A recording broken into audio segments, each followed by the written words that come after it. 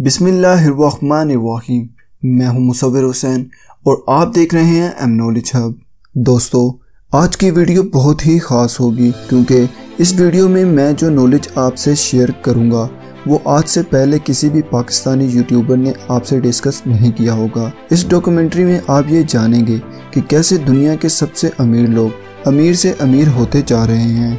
ये अपना सब पैसा कहाँ और कैसे छुपा कर रखते हैं, ये सब कुछ और बहुत कुछ जानेंगे आज की इस वीडियो में। तो आपसे गुजारिश है कि वीडियो को स्किप ना कीजिएगा और इसके साथ साथ अगर आप चैनल पर न्यू हैं तो चैनल को सब्सक्राइब ज़रूर कर दीजिए और साथ ही में मौजूद बेल आइकन के निशान पर भी क्लिक कर दीजिए ताकि ऐसी नॉलेजफुल वीडियोस आप तक सबसे पहले पहुंच सकें। व्यूवर्स, अगर आप ये सोच रहे हैं कि दुनिया के सुपर रिच पीपल्स मतलब दुनिया के सबसे अमीर लोग अपनी दौलत अपने घर में या बैंक्स में रखते हैं तो आप गलत सोच रहे हैं। इसकी मिसाल मैं आपको ऐसे दे सकता हूँ कि अगर एक डॉलर बिलियनर अपने पैसों से गोल्ड बार्स मतलब सोने की ईंटें खरीद ले तो वो कई ओलंपिक के swimming pools in gold bars से भर सकता है।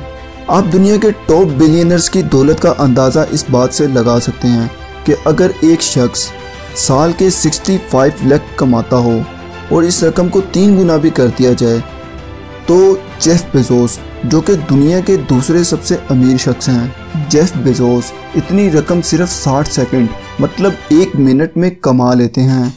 जबकि अगर बात की जाए एलोन मस्क की, जो कि 2021 में दुनिया के सबसे अमीर शख्स होने का खिताब हासिल कर चुके हैं। एलोन मस्क की कुल नेटवर्थ इस वक्त 183 बिलियन से ज़्यादा है।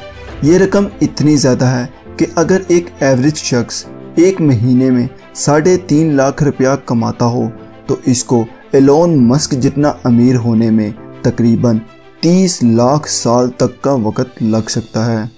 एक रिसर्च से बात सामने आई है कि इस वक्त दुनिया के टॉप बिलियनर्स के पास 150 ममालिक की जीडीपी से ज़्यादा की दौलत है। खैर, इस बात से आपको ये अंदाज़ा तो हो गया होगा कि दुनिया के सुपर रिच पीपल्स के पास इस वक्त कितनी दौलत मौजूद है। अब जैसा कि वीडियो के स्टार्ट में मैंने आपको बताया था कि सुपर रिच पीपल्स अपनी दौलत बैंक्स या घर के लॉकर्स में नहीं रखते। इसकी कई वजूहात हो सकती हैं। इनको ये डर होता है कि अगर एक जगह पर सब दौलत रख दी जाए तो वो चोरी भी हो सकती है। इसके अलावा अगर करेंसी चेंज हो जाए तो ये सब दौलत कागज़ के एक ढेर से ज़्यादा कुछ ना होगी। और सबसे बड़ी वजह जिससे हर बिलियनर डरता है वो है इन्फ्लेशन। अगर इन्फ्लेशन को आसान लफ्ज़ों में समझा जाए तो आपकी दौलत वक्त गुजरने के साथ साथ अपनी वैल्यू कम कर देती है। मतलब अगर आप आज से 1 साल पहले कोई चीज़ सिर्फ 10 रुपये की खरीदते थे तो जाहिर सी बात है अगर आज वो चीज़ आप लेने जाएं तो वो 10 रुपये से कई गुना महंगी होगी। तो यही इन्फ्लेशन होती है जो वक्त के साथ साथ आपकी करेंसी की वैल्यू कम कर देती है। तो कोई भी बिलियनर इसी वजह से अपनी कोई भी करेंसी स्टोर नहीं करता क्योंकि उसको मालूम होता है कि वक्त के साथ साथ उसकी करेंसी की वैल्यू कम होती जाएगी। तो अब यहाँ पर सवाल आता है कि वो इन पहाड़ों जितनी दौलत को कहाँ पर स्टोर करके रखते हैं। तो इसका एक आसान सा जवाब है कि वो अपनी दौलत को स्टोर करते ही नहीं बल्कि वो अपनी 98 to 99% दौलत को री इन्वेस्ट कर देते हैं या इस रकम को bonds, stocks, business, gold, real estate वगैरह में इन्वेस्ट कर देते हैं। अब इस बात को मज़ीद डिटेल में समझने के लिए मैं आपको अमेरिकन बिलियनर्स की रियल टाइम एग्जांपल दूंगा ताकि आपको समझ में आए कि बिलियनर्स अपनी इन्वेस्टमेंट कहाँ पे इन्वेस्ट करते हैं। इसके बाद मैं आपको डिटेल में बताऊंगा कि वो इन चीज़ों में अपनी इन्वेस्टमेंट क्यों करते हैं। समझ लें कि एक एवरेज बिलियनर के पास 100% अमाउंट है तो वो अपनी इन्वेस्टमेंट कुछ इस तरीके से करेगा। 14% ग्लोबल इक्विटी, 18% हेज फंड्स में, यूएस फंड्स में 18%, 2% वेंचर कैपिटल में, 7% mini bonds, 10% taxable bonds, 7% cash, 2% direct investment, जबकि 6% रियल एस्टेट, 10% प्राइवेट इक्विटी में, 5% कमोडिटीज़ में, 2% वेंचर्स में और इसके अलावा 1% अदर थिंग्स में इन्वेस्टमेंट करेगा। तो व्यूअर्स, अब मैं आपसे वो राज शेयर करता हूँ जिसकी वजह से दुनिया के ये अमीर लोग अमीर से अमीर होते जा रहे हैं। और वो कौन सी ऐसी वजह है जो इनके पास अरबों डॉलर्स होते हुए भी ये कुछ लाख डॉलर्स की अमाउंट भी अपने अकाउंट में नहीं रखते। तो इसका जवाब ये है कि बिलियनर्स ये सब कुछ टैक्स से बचने के लिए करते हैं और इनको जिस चीज़ से सबसे ज़्यादा डर लगता है वो है टैक्स। और इन दौलतमंद अफराद को अपने पास मौजूद एक एक रुपए का हिसाब गवर्नमेंट को भी देना होता है और ये लोग गवर्नमेंट को सिर्फ टैक्स ना देने के लिए ऐसे ऐसे नित नए तरीके इजाद करते हैं कि आप जानकर हैरान रह जाएंगे। अगर एवरेज ट्रेंड की बात की जाए तो तकरीबन हर बिलियनर अपने सरमाए का एक बहुत बड़ा हिस्सा स्टॉक्स और शेयर्स खरीदने में इन्वेस्ट कर देता है। शेयर्स एक तरह से किसी भी कंपनी की मलकियत होते हैं। जिस शख्स के पास जितने शेयर्स होंगे वो उस कंपनी का उतना ही मालिक होगा। जैसे कि अगर एक शख्स के पास 50% से ज़्यादा शेयर्स होंगे तो वो कंपनी का मालिक तस्वुर किया जाएगा। और ऐसे ही जितने शेयर्स जिस शख्स के पास होते हैं इसको उन पर उतना ही प्रॉफिट या फिर लॉस भी होता है। इसका फ़ायदा बिलियनर्स को ये होता है कि ये इन्वेस्टमेंट होती है और इस पर टैक्स नहीं पे करना। और इसी वजह से बिलियनर्स को जब इन शेयर्स से प्रॉफिट मिलता है तो वो इस प्रॉफिट को भी दोबारा इन्वेस्ट कर देते हैं, क्योंकि उस प्रॉफिट पर भी उनको टैक्स पड़ सकता है।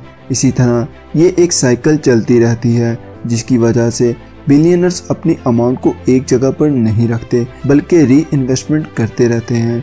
इसका आसान लफ्ज़ों में ये मतलब है कि दुनिया के सबसे अमीर लोग अपने पैसे से पैसा कमाकर जोड़ कर नहीं रखते बल्कि वो अपने पैसे से कमाए हुए पैसे को भी दोबारा इन्वेस्ट करते हैं और उससे भी पैसा कमाते हैं और ऐसे ही वो पैसे से पैसा कमाते रहते हैं।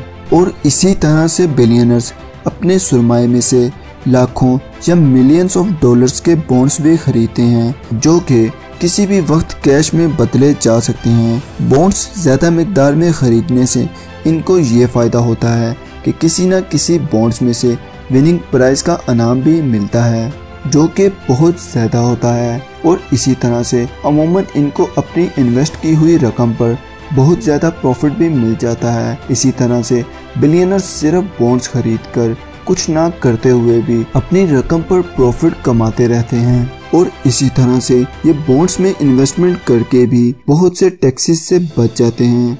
यहाँ पर आप ज़रूर ये सोच रहे होंगे कि जब ये लोग रियल एस्टेट में इन्वेस्ट करते होंगे तो वहाँ तो इनको प्रॉपर्टी टैक्स देना पड़ता ही होगा, लेकिन आपको बताता चलूँ कि बिलियनर्स ज़्यादातर इस टैक्स से भी बच जाते हैं। वो इस तरह से कि ये लोग अमूमन लग्जरी गाड़ी या घर लेते हुए अपने लीगल प्रॉपर्टीज पेपर्स में ये शो करते हैं कि ये तो इन्होंने अपने बेटे, दोस्त या बीवी को गिफ्ट किया है, जिससे ये टैक्स से बच जाते हैं। लेकिन गिफ्ट की भी एक लिमिट होती है, जैसा कि अमेरिकन लॉ के मुताबिक 10,000 से ज्यादा के गिफ्ट पर टैक्स पे करना होता है। तो यहाँ पर काम आते हैं बिलियनर्स के पर्सनल वकील। बिलियनर्स के पर्सनल वकील लाखों डॉलर्स सिर्फ इस चीज का लेते हैं कि बिलियनर्स को कैसे वो इन टैक्सेस से बचा सकें। और आप ये जानकर हैरान होंगे कि दुनिया के ये सबसे अमीर लोग सिर्फ टैक्स से बचने के लिए अपनी प्रॉपर्टी को अपने बच्चों और फिर उनके बच्चों के नाम कर देते हैं। तो यहाँ पर एक और सवाल पैदा होता है कि ये लोग तो दुनिया के सबसे महंगे 5 स्टार और 7 स्टार होटल्स में रहते हैं, वर्ल्ड टूर्स करते हैं, बिजनेस क्लास में घूमते हैं, तो ये सब ये कैसे कर लेते हैं? इसके लिए मैं आपको बताता चलूँ। इसके लिए सुपर रिच पीपल्स अपने पर्सनल अकाउंट के बजाय अपने बिजनेस अकाउंट का इस्तेमाल करते हैं।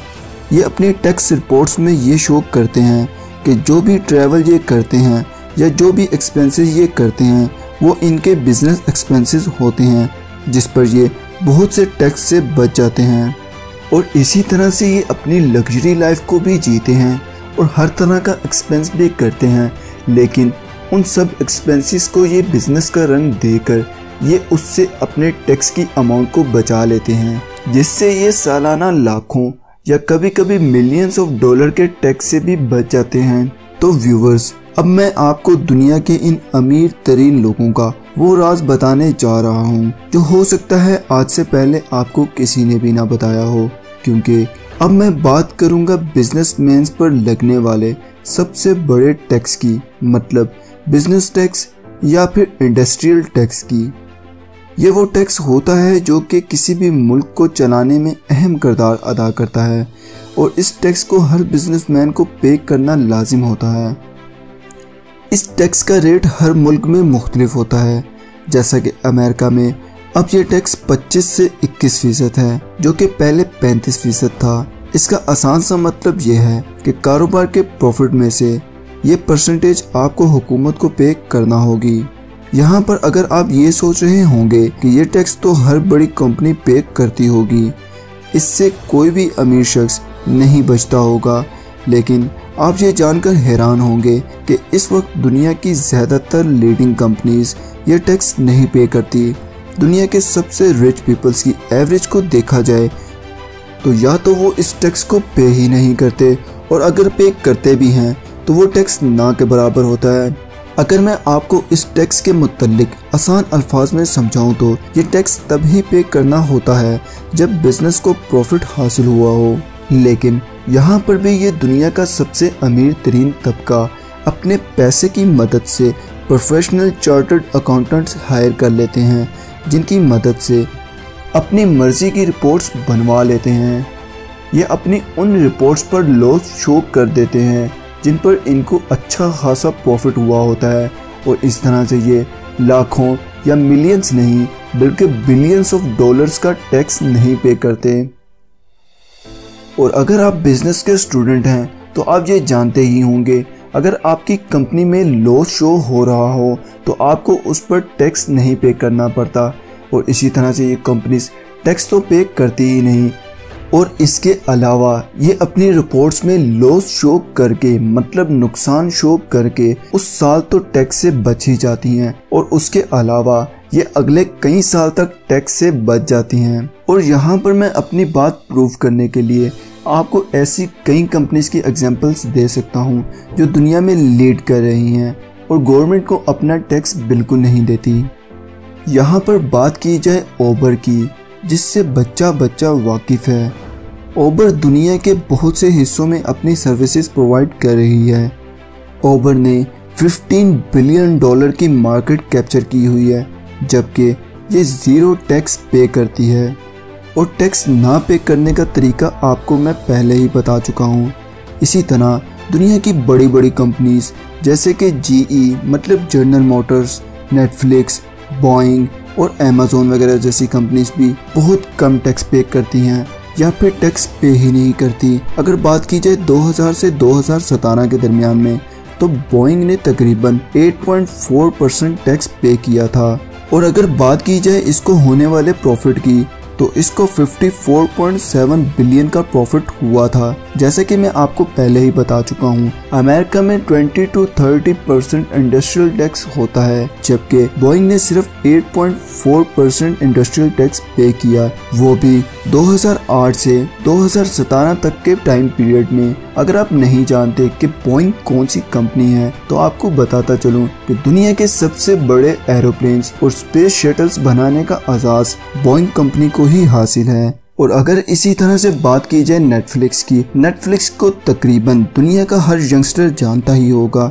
नेटफ्लिक्स एक मल्टीनेशनल कंपनी है। नेटफ्लिक्स ने 2018 में 845 मिलियन मतलब $845 मिलियन का प्रॉफिट जनरेट किया, जबकि नेटफ्लिक्स ने ज़ीरो टैक्स पे किया, लिटरली ज़ीरो टैक्स पे किया। और इसी तरह से बहुत सी लीडिंग कंपनीज हैं जो कि लाखों नहीं बिलियंस ऑफ डॉलर्स का प्रॉफिट हर साल जनरेट करती हैं, लेकिन अपनी रिपोर्ट्स में लॉस शो करके वो टैक्स से बच जाती हैं। यहाँ तक कि दुनिया के ये सबसे अमीर लोग अपनी कंपनीज के लिए उन ममालिक का इंतखाब करते हैं जहाँ पर इनको इंडस्ट्रियल टैक्स बिल्कुल ना देना पड़े, या फिर ये लोग अपनी कैश रकम उन ममालिक में रखते हैं जहाँ पर इनको बिल्कुल टैक्स पे ना करना पड़े, जैसे कि पनामा वगैरह। और इस काम में बहुत बड़ी बड़ी कंपनीज और बहुत बड़े बड़े नाम शामिल हैं।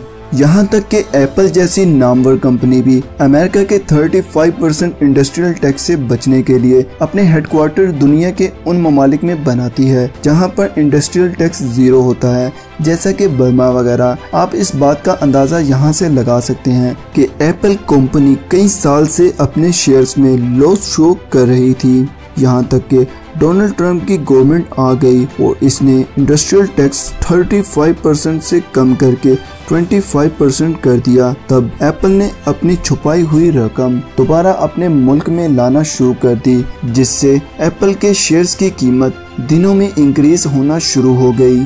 और ऐसे ही दुनिया के अमीर तरीन लोग अपनी दौलत को छुपाने के लिए ऑफशोर अकाउंट्स का सहारा भी लेते हैं, जैसे कि पनामा जैसी कंट्रीज में ये अपनी अमाउंट को बैंक्स में रखवा देते हैं, जहां पर इनको उस रकम पर कोई भी पूछताछ नहीं करता। और व्यूवर्स, जैसा कि मैंने आपसे वीडियो के स्टार्ट में डिस्कस किया था कि बिलियनर्स अपने अकाउंट में एवरेज कुछ $1000 रखते हैं। अगर आप सोच रहे हैं कि वो भी एक नॉर्मल शख्स की तरह उन कुछ $1000 पर या कुछ $1,00,000 पर बैंक को इंटरेस्ट देते होंगे, तो आप ये सुनकर हैरान होंगे कि ये लोग उस इंटरेस्ट से भी बच जाते हैं, क्योंकि दुनिया के super rich peoples normal ATM cards नहीं इस्तेमाल करते, बल्कि ये लोग उनकी जगह अमेरिकन एक्सप्रेस सेंचुरियन कार्ड या फिर JP Morgan Chase platinum card या फिर ट्रेटस रिवार्ड वीजा कार्ड और दुबई रॉयल मास्टर कार्ड वगैरह जैसे कार्ड इस्तेमाल करते हैं। ये कार्ड्स बनते ही मिलियनर्स और बिलियनर्स जैसे लोगों के लिए हैं, क्योंकि इन कार्ड्स को रखने वाले को अमाउंट पर कभी भी इंटरेस्ट पे नहीं करना पड़ता, बल्कि इसकी जगह सिर्फ पर मंथ वो एक मखसूस रकम अपने बैंक को पे कर देते हैं और वो इसी तरह से इंटरेस्ट से भी बच जाते हैं। तो दोस्तों, यहाँ पर आप ये तो समझ ही गए होंगे कि दुनिया के अमीर लोग कैसे अमीर से अमीर होते जा रहे हैं और ये लोग कैसे अपनी दौलत को संभाल कर रखते हैं। लेकिन यहाँ तस्वीर का दूसरा रुख भी है, वो ये कि गरीब लोग गरीब से गरीब क्यों होते जा रहे हैं। मेरे पास इस बात के कई जवाब हैं, जिनमें से एक ये भी है कि दुनिया का हर एवरेज या गरीब इंसान टैक्स पे करता है। और बात यहाँ ही खत्म नहीं हो जाती। हम कोई 1 या 2 टैक्स नहीं देते, बल्कि कई 100 टैक्स हर साल जमा करवाते हैं। लेकिन सोच तलब बात यह है कि हमें उसके बदले क्या मिलता है। क्या कानून एक गरीब इंसान के लिए ही है? आपकी इस सब के मुतल्लिक क्या राय है, मुझे कमेंट में ज़रूर बताइएगा। वीडियो बहुत लॉन्ग होने की वजह से मैं आपको बहुत सी चीज़ें नहीं शेयर कर सका, लेकिन उम्मीद करता हूँ आपको मेरी आज की ये कोशिश ज़रूर पसंद